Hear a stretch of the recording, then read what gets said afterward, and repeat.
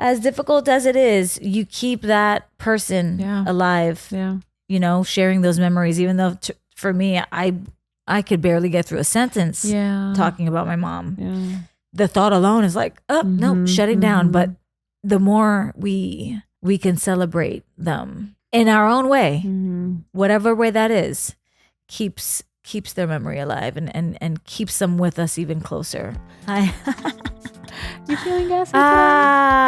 Hey guys, welcome back. Right when Jaina's like, I'm feeling gassy. No, I had an episode. You know when you're about to your pants and you're not home? Yeah. I've had plenty of those. Oh yeah. And right and right when you're parking, your stomach's like right there, bitch. If you don't the closer you get to that door, to your bathroom. Yep. It's pretty. Welcome back, it's you an guys. Experience. Well, welcome back. Anywho, to another episode of welcome After Rewrap. back. Yes. Cheers, baby girl. Cheers. Hi. We are your hosts, Gabriella Ortiz and Jaina and Ortiz. And before we get into today's episode, we just want to thank you again for being so supportive and loving. We are loving this journey so far. It's been so great. Don't forget to subscribe to your favorite podcast platforms: Apple, Spotify, Google, YouTube, and TikTok. Yo, I'm getting so much better at this. Yes, it's you like are. By the time, yes, you are. Yeah, every episode and I'm just like getting. Don't forget and about our after party. Yes. Where can they find it? Where can they find it? Patreon.com/afterrewrapshow. Also, next month, October, is going to be crazy. It's going to be a different costume for every episode. We are going all out. Yes. It's the month we've all been It's the month we've all been waiting for. Yeah. As I bang my mouth into the microphone. I cannot wait. I can't wait. Though. I can't wait. We're gonna have so much fun. We're gonna have so much fun. Okay. So today's episode. Today, as we take a deep breath and sort of sink into this not so happy not subject. The best. Yeah. Grief. Loss. And before we get going, trigger warning. We just want to make sure you're ready, or you are aware that this episode will probably get a little bit heavy. And reminding you that we are not professionals, so everything we're talking about here are just personal experiences. So please, if you need help, make sure you seek professional help. That was beautiful. Thank you. You're welcome. My English is getting better and better. Your English is very good looking. Very good looking. I may say. So damn. Wow. I know. I mean, it's so. I feel like either of us don't even want to start because it's like where I saw you putting it on. Yeah. Me. Yeah. Well, that's what she said. Not it's like, how do you start? How do you begin talking about losing someone? I think that's it. Just start talking, which is the hardest part. Mm-hmm. Yeah. I did not talk about my loss for 3 years straight. Girl. 3 years. I didn't talk about it. I talked to a therapist immediately after, but it was 2020? 2020, 21, 22. Yeah. That recent. Wow. Yeah. Okay. Yes. So I found that keeping it all in is probably not healthy. Mm-mm. It's not very healthy. Also, when you're distracted by work and you kind of not avoid it, but you almost in a way not deflect, but when you ignore it, that's when it just builds up, and then it gets to a point where, at least for me, it was like stuck in my throat. So even just the first time getting it out, when I reached out to a therapist, which, by the way, life-changing, seeing a therapist was probably the most helpful and beneficial, like, part of my growth, I think, in my 30s. Almost, I said to myself, why did it take this long? Why wasn't I seeing a therapist in my 20s? But maybe I needed to go through the grief, the loss to have the therapy that I always needed. But when that phone call came, I remember I couldn't even get the words out. They were so stuck. They had been stuck there for 3 years. Was it 3 or was it 4? It was also a blur. Was it a surprise? Right. Wait, we're phone call in the sense like the phone unexpected? call to the therapist? Oh, okay. The phone call to the therapist was the hard part. Gotcha. Like making the decision to finally talk about it, because there's so much there's so many different emotions that build up to that point when you finally tell yourself, okay, I need to talk to someone. I need to get this out because it's not going anywhere. And it's just filling up. It's almost filling me up with so much pain and heaviness that I can't carry it anymore on my own. I need to find a way to get it out. So yes, talking about it is helpful. I know it's hard because you're like, where do we start? Where do I start? I don't even know. Just talk about it. What to say. But I mean, I applaud you because like I get it. I understand the not wanting to talk about it and like deflecting and dismissing it, and I don't want to deal with it. I don't want to deal with it. To getting to a point where you're noticing that you're just building up all you're pushing down, and then pushing that down creates toxic. Like it's almost you're almost poisoning your own body. 100%. And I mean, you hide it. I don't know. I mean, we just recently met, and when I say recently, like within the last 2 years, been forming this friendship, and but I could have never imagined that you went through all of that, because you really put in a poker face. Yeah. And that's insane. When learning about that, I was just like, what? Never did I see it coming. So even with you, right before we even started this podcast, I remember you had someone incredibly close to you pass away, who was like a father figure. And I remember feeling that same kind of feeling when my mom passed, because whether they're related to you or not, when they're in your life as a parent figure, it's so devastating.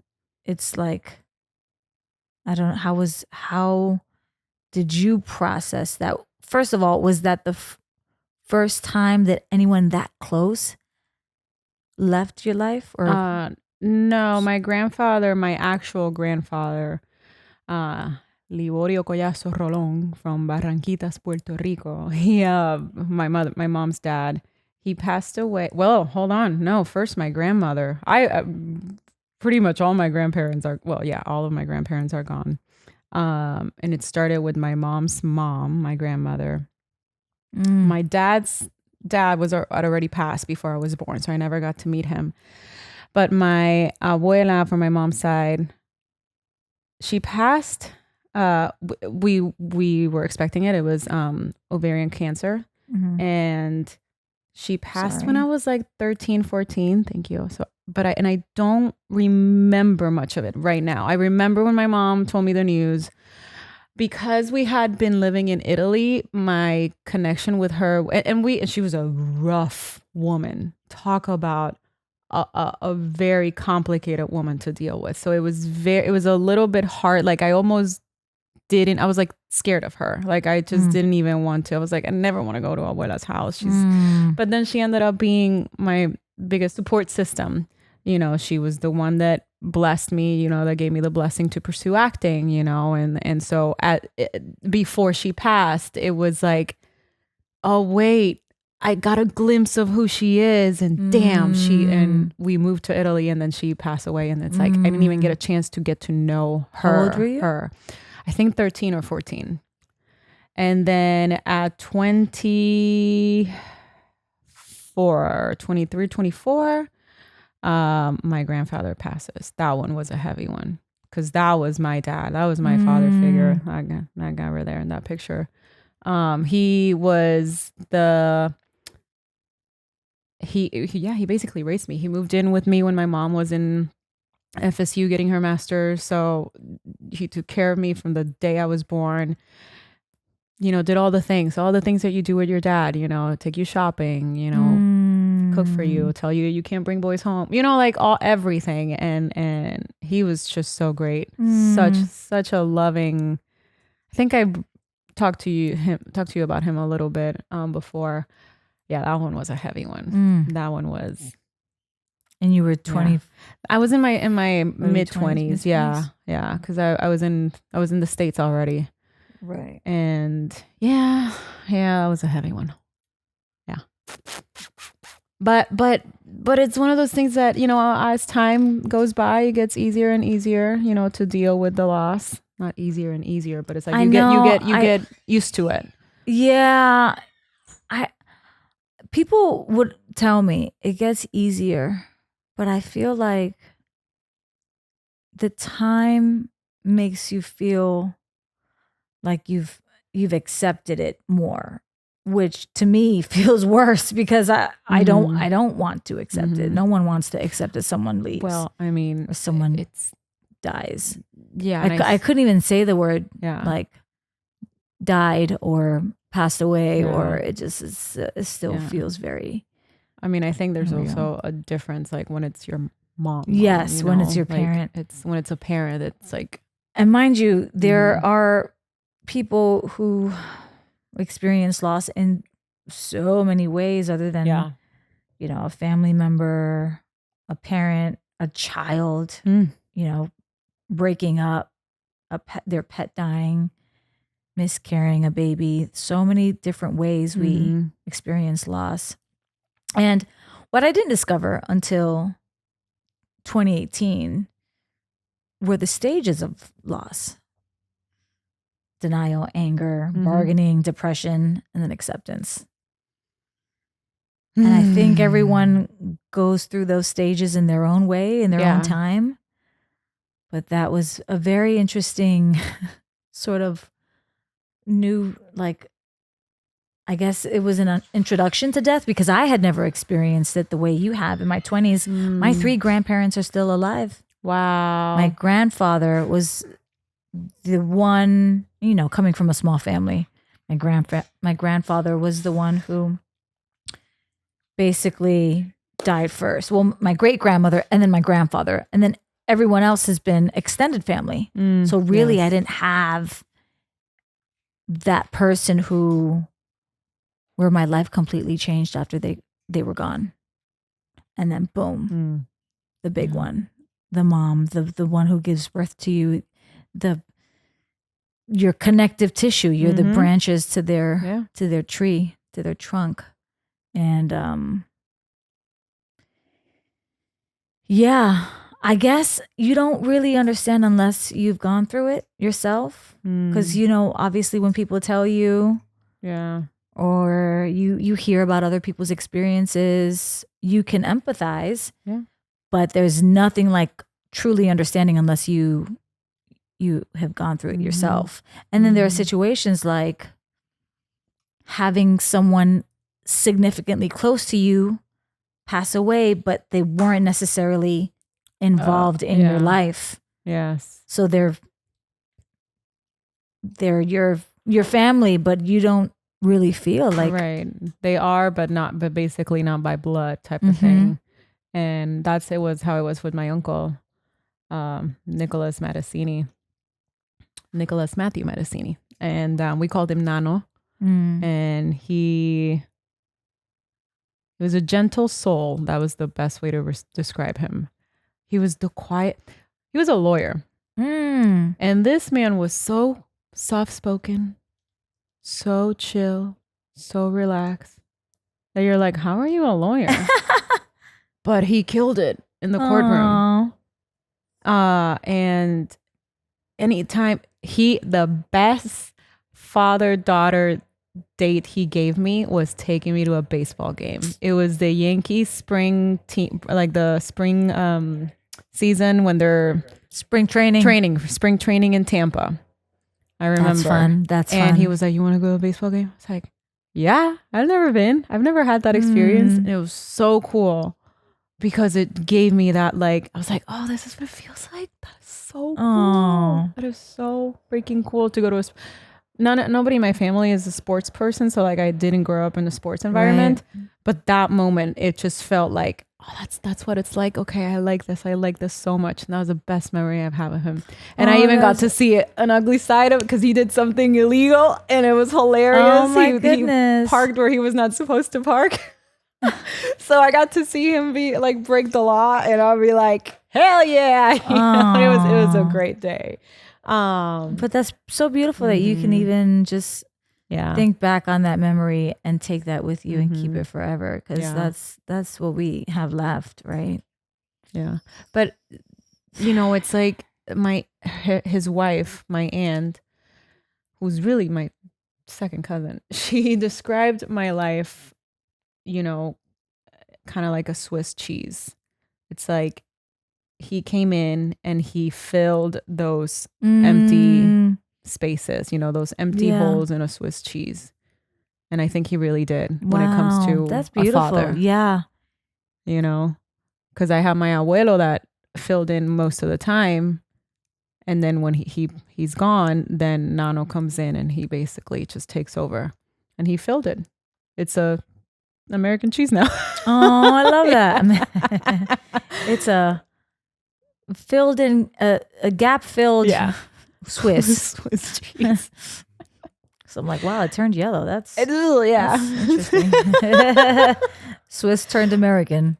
But that's beautiful that he was able to, give you that father-daughter experience that you've always craved for, because you don't really realize it until, at least for me, later on in your life, that it doesn't really matter whether you're blood related. Yes. You can make your own family. You can choose your own family.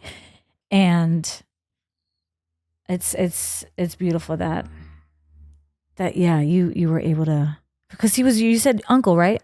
He's by marriage. He's technically my uncle by marriage, because my aunt, who's really my mom's cousin, technically my second cousin, but because she was older, I always saw her as an aunt, and then they got married, and best gift the life gave me. It's just the most amazing human being. And that's the thing that trips me out, because it's really the only thing you're left with. Yeah. The memories, right? There's nothing else. And I think that's why it's hard to accept, or just to even comprehend the idea of death.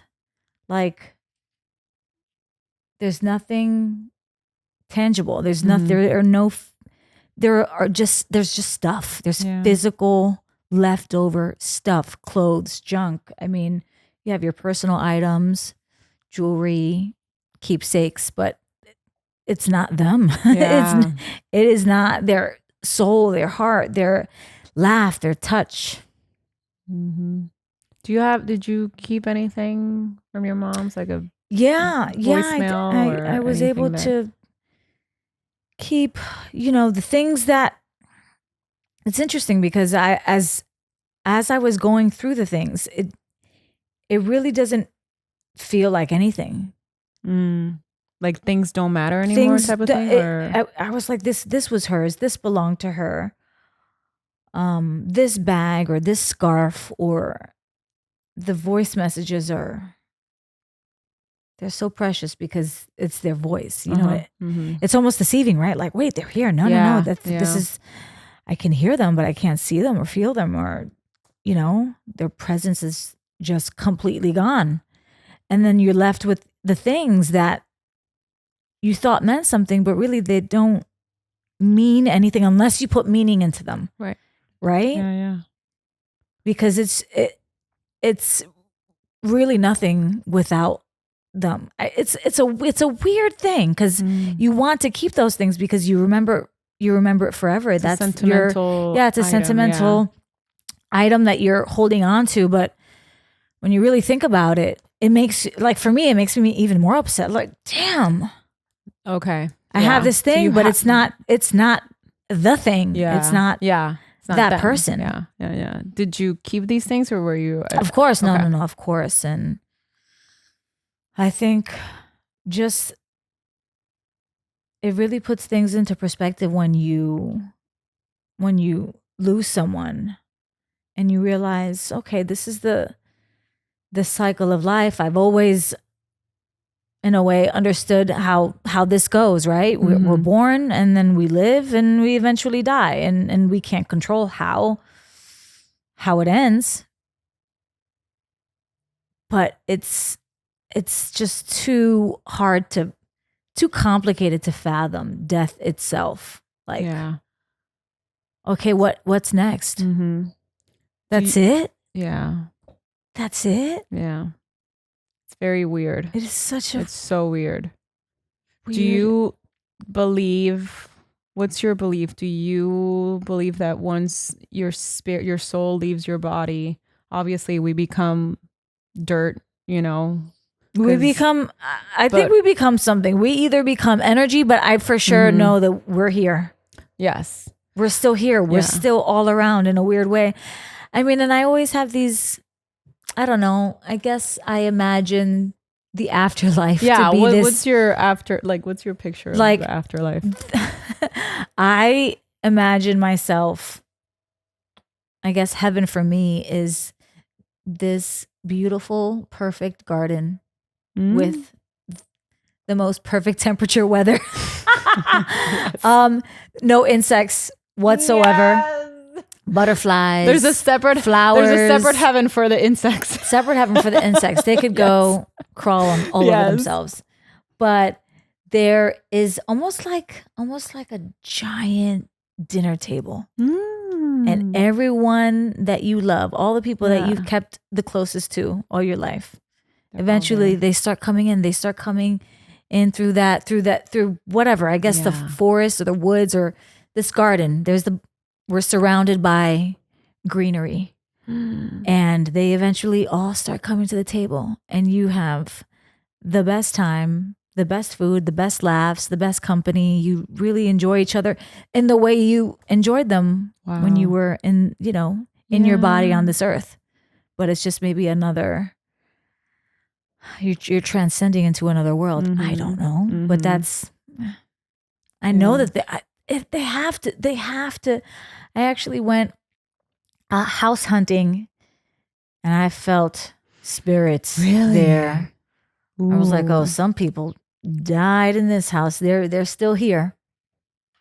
And I know it's weird because obviously there are people that are gifted in that way that that those people that still feel spirits and other people's presence.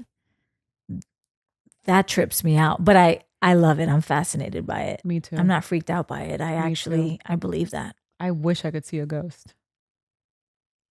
I would love to see a ghost. Hey, save that for next month. Okay, I'm saving this for October, episode. Which we're gonna get into.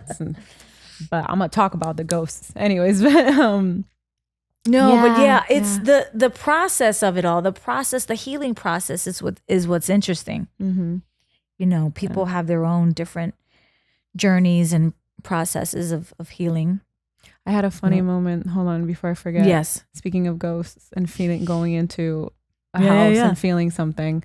My nano. So I went to visit my aunt in Tampa, and she goes to walk the dog. They're in a apartment. I am by myself in the apartment while she comes back. I hear. I'm in the kitchen, and all of a sudden, the bedroom door opens by itself, and I was like, okay. And then, did you run? No, because I was in the kitchen and I saw it. Because I'm on my phone on the counter, and then I look up. I'm looking at it because she has a gorgeous view, and then all of a sudden I hear the. Okay, what'd you do right after? I just looked at it, and I was like, okay. And I just went back to my phone. Didn't even. I was like, it just, I don't know, whatever. It just opened, and then all of a sudden, my nanny's purse falls down. So I hear a tutum, and I was like, the fuck is that? I go into the laundry room. Her purse had fallen, and on top of the purse were his sunglasses. It fell, and for some reason I don't know where the sunglasses came from. They were his sunglasses, and I'm like, I see his sunglasses, gosh. and I was like, "You're here, okay, that's what this is, okay." And I just go into like this like moment of like, trippy. Hi. You know, I just went into a good. happy. It was happy though. Good, I was, because that's what people say if you talk to them. Oh, yeah. you talk to your person. yeah. Whoever in your life has left. See, I don't even. It's hard to say. Yeah. It's so yucky aggressive word too. Yeah. It's like, I guess it's different when you're talking about like under different contexts, like of course in a TV or movie. Yeah. A character dies and it's just like, you know, it's not real. Whoop-de-doo. Yeah, whoop-de-doo. But when a real person passes or leaves us, you know, it's really, it is a weird feeling. Okay, time out real quick. Is there something interfering with your happiness or preventing you from achieving your goals? Regardless if you have clinical mental health issues like depression or anxiety, or you're just a human living in this crazy world and you're going through a hard time, therapy can give you the tools that you need to approach your life in a very different way. And that's why I'm very excited to tell you about today's sponsor, BetterHelp. BetterHelp's mission is to make therapy affordable and accessible. And this is a very important mission because finding a therapist can be really hard, especially if you're limited to your options in your area. BetterHelp is a platform that makes it easier to find a therapist because it's online, it's remote, and by filling out a few questions, BetterHelp will match you with a professional therapist in just as little as a few days. It is so easy to sign up and match with a professional therapist. There's a link in the description of this episode. It's betterhelp.com/afterwewrap. Clicking that link helps support After We Wrap. And you also get 10% off on your first month with BetterHelp, so you can connect with your therapist and see if it helps you. Finding a therapist is a little bit like dating. So if you don't fit with that therapist, which is a common thing in therapy, you can easily switch to a therapist for free without stressing about insurance, who's in your network, or anything like that. I personally started using BetterHelp during the pandemic because, to say the least, like many, I needed someone to talk to. And I had never talked to a therapist before, and I'm so happy I did because I realized how much I needed it. So I really, really look forward to that weekly meeting. If you are struggling, please consider online therapy with BetterHelp. Click the link in the description or visit the website betterhelp.com/afterwewrap. Thank you again, BetterHelp, for supporting this podcast. What are some things that you've found helpful? Well, I think every loss, it was different because for my grandmother, I was so young that I couldn't understand what death was really. I mean, I was just like, okay, she's gone, but I hadn't seen her in such a long time too. So it was just like, I didn't have an image of her sick per se, you know? So it was like kind of like a thought, you know, like, it's just like, okay, well, she's no longer here. All right, well, she's no longer here. I don't know, you know, I'm not going to see her again. And then with my grandfather, it was like, I was just there 2 weeks ago type of thing. Like he was just here with me. I gave him a hug you know what I mean? Like it's hard to explain. So with that, it was, okay, he's not going to call me again. I'm not going to go to his house again. He's not going to make us food anymore. Like it was like all of these things that he would do for us aren't going to happen anymore. So it was like every time that I'd go back to visit the island, it was like, remember, Abuelo's not here anymore. So yeah, and it's almost like those holidays that come around. To me, they're a reminder that they're not here, which makes it so much harder. Like people have always told me, oh, you know, maybe one day you can like celebrate them and throw a party for them, and sure, when you're ready. Like it's all up to the individual. It's all week, you have to find whenever that time is right for you. But like, obviously the Hallmark holidays and Thanksgiving, Christmas, their birthday, their passing anniversary, those days are the worst for me. Yeah. Well, mainly birthday and passing date. Like I completely go dark. I shut down. I don't want to go anywhere. I don't want to do anything. I don't want to talk to anyone. I don't want to be on my phone. And I guess everyone has a different way of, dealing with it, dealing with the grief, because some people completely do the opposite. Some people need to be around their friends and their family. They need to, have that physical touch and maybe be in a more joyous environment. But yeah. Another thing that makes it easier for me to accept it is, it's gonna sound so morbid, just going to the funeral and seeing it. Oh, interesting. Because and I can't remember if my both my grandfather and my nano were open casket, so it was hard. Don't get me wrong. Yeah, it was like like fucking painful, man. right. Like it's in your face. It's not a. I hate that. I hate it. Yeah. But I also need that because it tells my brain that's it. And then I had the audacity to touch both my grandfather and my nano. I had to. I was like, I have to.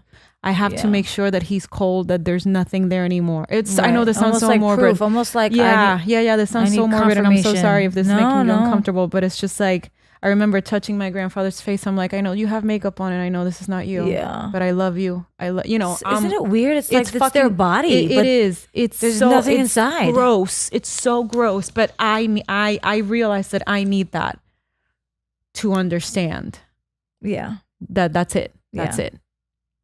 Which I didn't have that with my grandmother. So maybe that's why my grandmother's like somewhere still. You know what I mean? Yeah, it's weird. Yeah. But I know with my grandfather and my nano, I saw it. Yeah. See, I've had the two closest people. Well, they've both been cremated. So there's that. But it's also like, to me, it's like an object. It's like a just a thing. It's like it's not them. Weird. Anyway, sorry. You were going to say. No. And I recently lost my dad. And that was a whole nother experience because, well, one, he got cremated. There was no, You didn't have that. we didn't have anything because he was sick. He was an alcoholic, and my whole life I had to deal with this sickness, and I mean, there's so much. And that one was a different loss, a different way of processing that loss, because I kind of went through. What was weird is, like, when my cousin called me to tell me the news, I was already ready. It was a very quick phone call. It was like, hey, can I call? Or she'd send me a text, say, can I call you? I call her right away and I go, what happened? She goes, it happened. It happened. Okay. It happened. All right. Okay. So it was like we were both ready. That was her uncle, so it was just like, he had been sick for so long and in and out of the hospital. And then eventually it happened. And I think I was already ready. We were already ready. But throughout the days, as the days went by, I noticed how my heart and my mind started going to the past. How was baby Gabby, memories of baby Gabby go through the memory being with daddy started popping up again. And I was like, oh shit, and then it started like, it was like. Did you cry? Yeah. It wasn't as intense as my grandfather or Nano's loss. I think because I already done the emotional work, and I was so pissed off at my dad. I was so mad at him. I am. Yeah. Just want to be like, what the fuck, dude? What the fuck? Like, I just want to punch him and just, Yeah.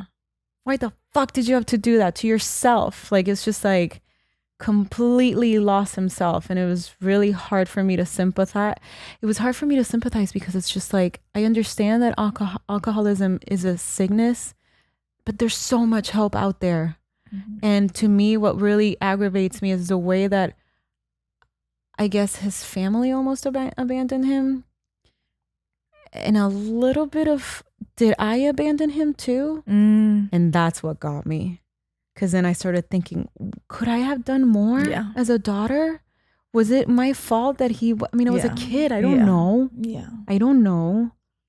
You know? And then that's when Shane was like, you can't do that. You can't do that. Because I started literally asking him, I was like, could I have done more as a daughter? And that's the thought process. All those emotions start coming up. The denial. Yeah. I mean, but you were almost expecting it. You were waiting for that phone call. Yeah. You knew one day it was bound to happen.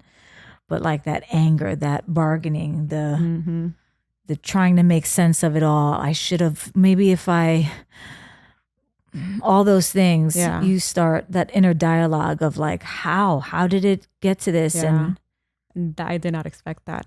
Yeah. That took me by surprise, because I know I keep using the word hate, but it's like, I was so mad at him my whole life, you know, for abandoning his parent title, his father title, and not being there for me. Yeah. Because there's one thing, and I know he loved me. I know that my mom tells me that, Gabriella, he loves you. And he does. He did. That man loved me. I didn't understand that till when he was there at the wedding. Yeah. But now looking back, I understand that, he loved his daughter. But once the child grows up and creates their own opinions, their own thoughts, and has a voice to themselves, I think that's the part where the parent, whether it's a mom or a dad, kind of is like, oh, I don't know how to deal with this because this kid is not, now they're forming opinions. I can't.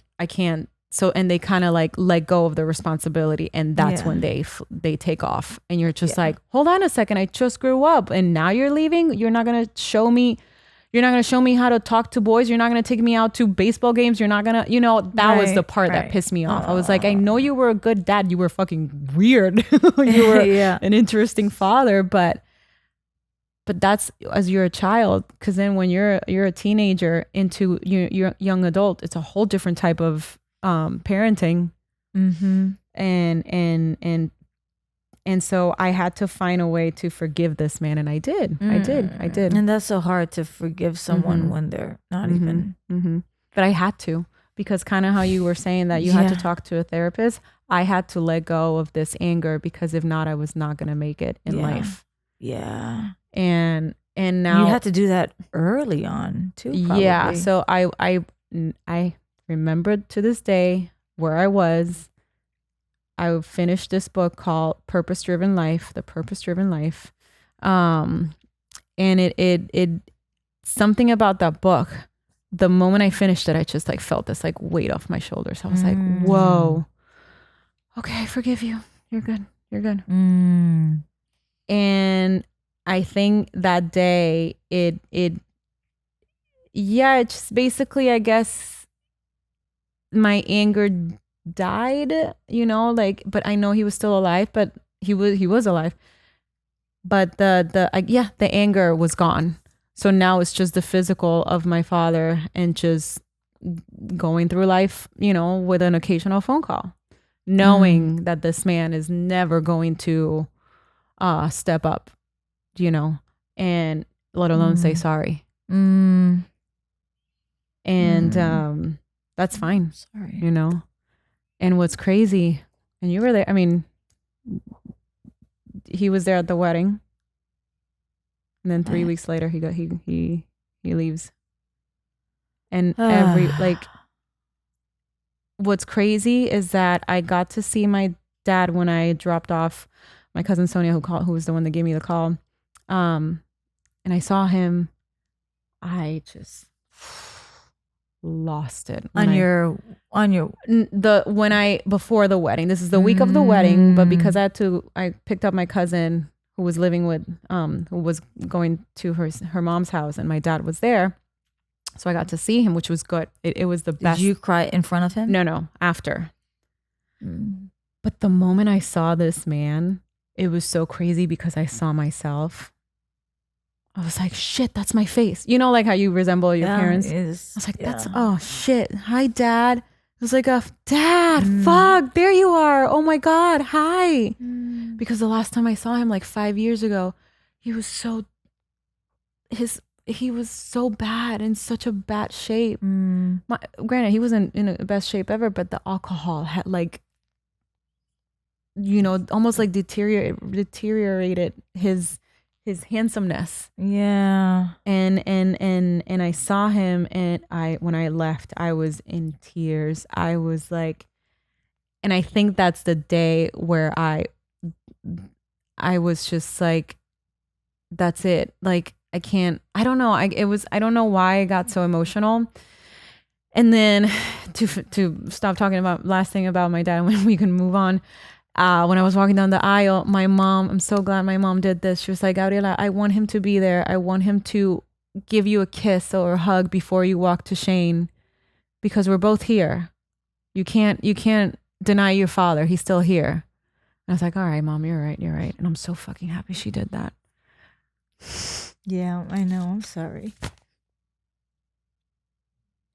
Because when I saw him, fuck, I don't want to do this.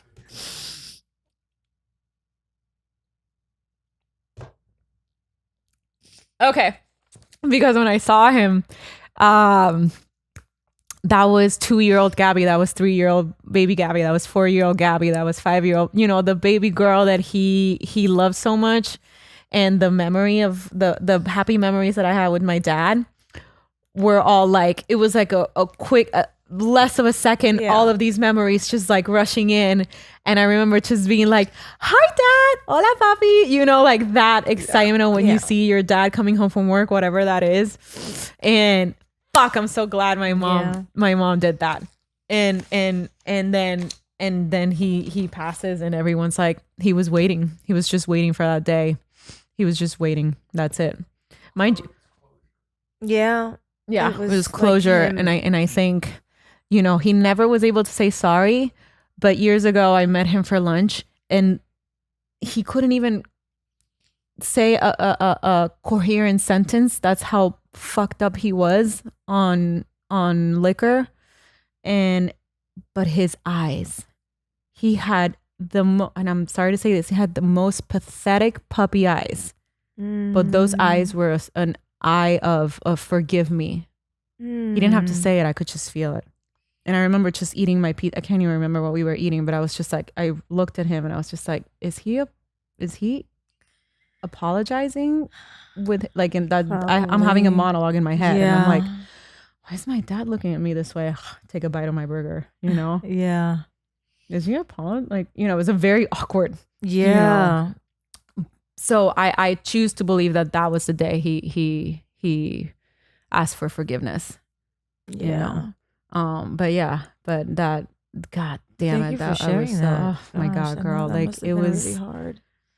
The more the more in depth I went, you know, as I was peeling the onions, you know, like trying to like grieve this quickly. It was like, do I do this quickly or do I take my time with this? Because I already done the work. Do I want to keep torturing myself? So I just kind of like navigated as I just navigated. And I remember thinking of like that moment when I walked down the aisle, fuck, that was like. That was it. That was the closure you needed. And I think he needed it too, in a way. And I feel like even though he was, you know, that was his best effort. Mm-hmm. And that like isn't that ugh. I know it's such a sad but beautiful, and you know, as the child, as the kid, you are always forgiving to your parents. They really, I mean, yes, they could do some wrong, but at the end of the day, when they come in with an apology, of course, I forgive you. I love you. I'm always going to be here, your daughter, forever. Yeah. So maybe he didn't know any other way, and his way of coming to say, I'm sorry, baby girl, I'm still here. I love you. showing up. Yeah. And in a weird way, now I feel comfortable like seeing a picture of him. Yeah. Yeah. Yeah. Because before I was just like, every time I'd see a picture, I'm like, oh. That's heavy. That's heavy. Yeah. And you know, I know I'm not the only one that has dealt with alcoholism in their family, whether it's your mom, dad, uncle, aunt, whatever it is, grandfather, cousin, siblings. Yeah. Friend. Yeah. It's such a shitty situation. Yeah. It's such a shitty thing to go through. Yeah. And I sympathize, and I just, anybody out there right now that is, you know, that is probably thinking about their grandfather, whatever, right. whoever in your family has caused that type of pain, you know, I send you love, because you're not alone. You're not the only one. And I know there's people dealing with grief every day, and it's not an easy. Yeah. From multiple factors, like from either dying from sickness, unexpected, suicide. I mean, there's so many different reasons why people die, and then we all have to deal with whatever that reason is in our own way, whatever the circumstances are, which is a very, like, I feel like ultimately it speaks to the strength of our hearts and, you know, the capacity we have to love and forgive and accept and to have compassion for the people in our lives, because sometimes I feel like, the heart can only take so much. Yeah. Yeah. And it makes you question, why in this world? In this world do we have to deal with this? Have these beautiful things surrounding us, but then we deal with tragic trauma, illness. I mean, the list goes on, right? Why? There's a reason behind all this, and there's a reason why none of us know. Yeah. Like, we don't have the answers. Yeah. None of us do. And we'll find out, I think, when it's our time. When it's our time. I think also, you know, whatever you're going through, whether it's losing a parent, losing a pet, whatever it is, I'm a firm believer that everything happens for a reason, and whatever that person, that situation made you feel, the lessons it taught you along your life is for a reason, to be a better person, to grow and learn, and just,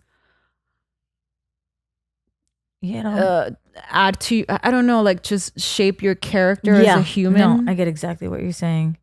So maybe right now you can't understand why you're going through that, but in 5-10 years down the road, you're gonna look back and maybe realize, I probably went through that, because had I not gone through that, I wouldn't have been strong enough to deal with whatever other situation is happening right now. No, I believe that too. Yeah, because if I would have never forgiven my dad and made a promise to myself to never fall into that same trap, I would have not been the woman I am today.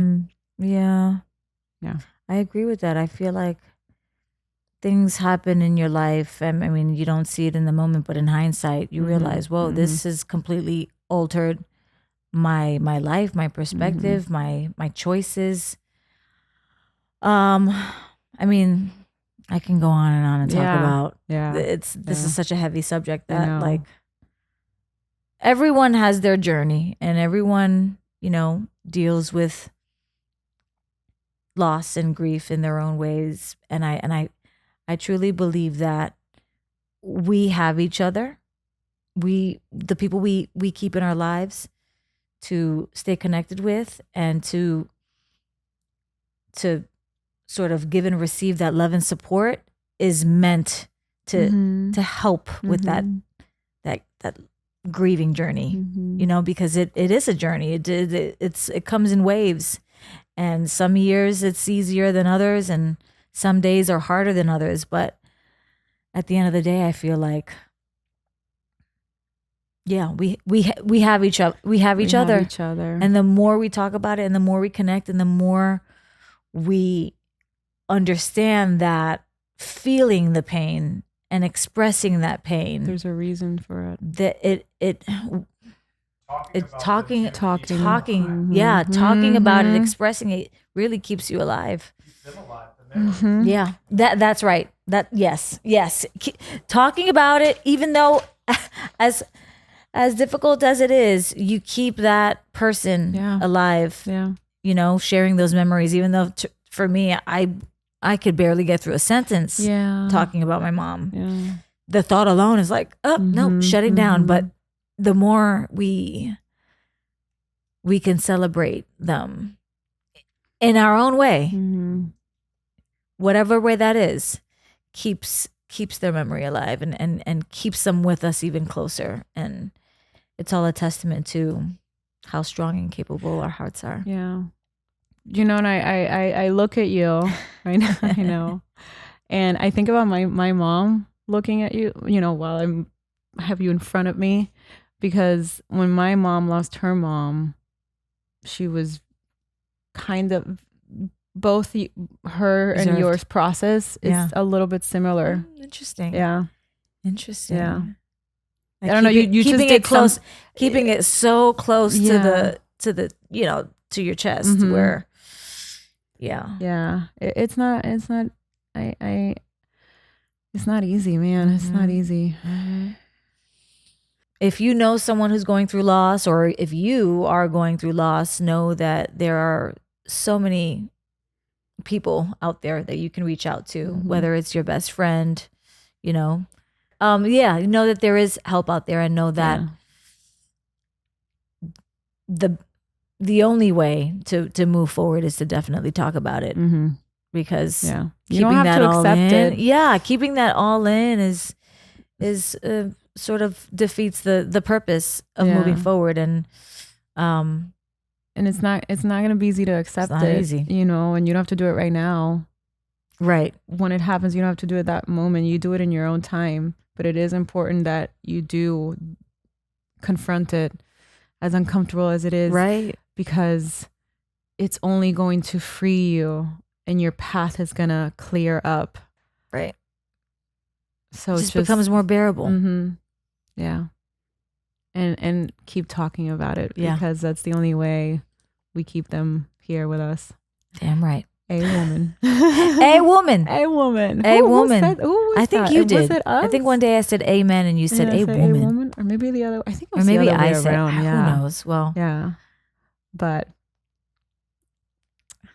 I know. Thank you for listening on this very sentimental, heavy, emotional episode about grief and loss. Yeah. It isn't easy. You're not alone. You're not alone. That's for one thing. Yeah. You're not alone. But thank you. Well, we're gonna have fun next week. We're gonna have fun next week. Yes. I think this is as heavy as we're gonna get. I feel like I mean, I don't know, but you know what I mean? It's just like, yeah. And so take care of yourself, be kind to yourself, be kind to others. You're beautiful. And you're beautiful. What are you talking about? Look at you. Don't be flirting with me. All right. I'll see you. We had to finish with something. Come on. With something spicy. Something juicy. But okay. We'll see you next time. See you next episode. Ready for October. Yes. October, ready baby. for October. We're ready for Halloween. Witch season. Wait, which? Yes, witch season. I said it right. Which season is which season? Which week is which week? Bye. Bye.